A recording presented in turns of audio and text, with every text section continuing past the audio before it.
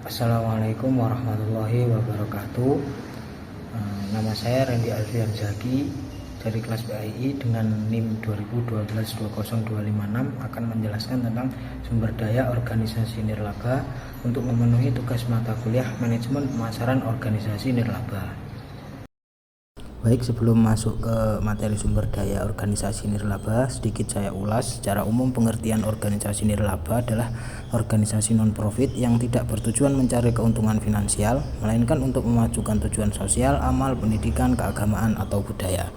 Sumber daya dari organisasi nirlaba ini sendiri itu dibagi menjadi tiga. Yang pertama yaitu sumber daya manusia, yang secara umum pengertiannya adalah orang-orang yang bekerja atau yang mengabdikan diri dalam sebuah organisasi, yang merupakan salah satu aset penting yang memiliki kemampuan baik daya pikir dan daya fisik untuk menggerakkan, merencanakan, dan mencapai tujuan organisasi.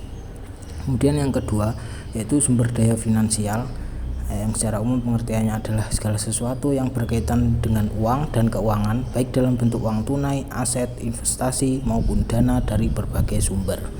Kemudian yang ketiga yaitu sumber daya non-finansial. Secara umum pengertian dari sumber daya non-finansial yaitu aset, modal, atau imbalan yang tidak memiliki nilai moneter langsung namun sangat penting bagi keberlanjutan bisnis atau organisasi. Selanjutnya, secara umum sumber daya manusia dari organisasi nirlaba ada tiga. Yang pertama yaitu staf yang bertugas untuk bekerja mengelola program dan administrasi organisasi.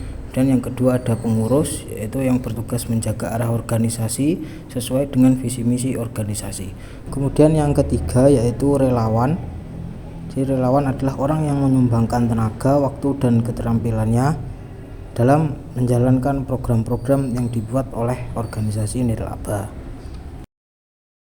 Kemudian sumber daya finansial atau keuangan dari organisasi nirlaba sendiri biasanya berasal dari 4 sumber, diantaranya ada dari donasi publik, kemudian dari hibah atau pemberian, yang ketiga bisa berasal dari sponsor, dan yang terakhir biasanya berasal dari iuran anggota yang dilaksanakan sesuai dengan kesepakatan internal organisasi. Kemudian yang terakhir yaitu sumber daya non-finansial. Sumber daya non-finansial ini merupakan sumber daya yang tidak memiliki nilai moneter secara langsung, namun keberadaannya sangat penting untuk keberlanjutan atau jalannya organisasi.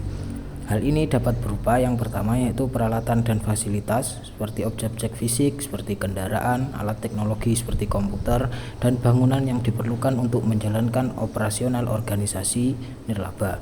Kemudian yang kedua yaitu kemitraan. Hal ini dapat berupa kolaborasi dengan organisasi lain baik sesama nirlaba, organisasi bisnis, atau pemerintah yang dapat memberikan akses ke sumber daya tambahan atau memperluas jangkauan program.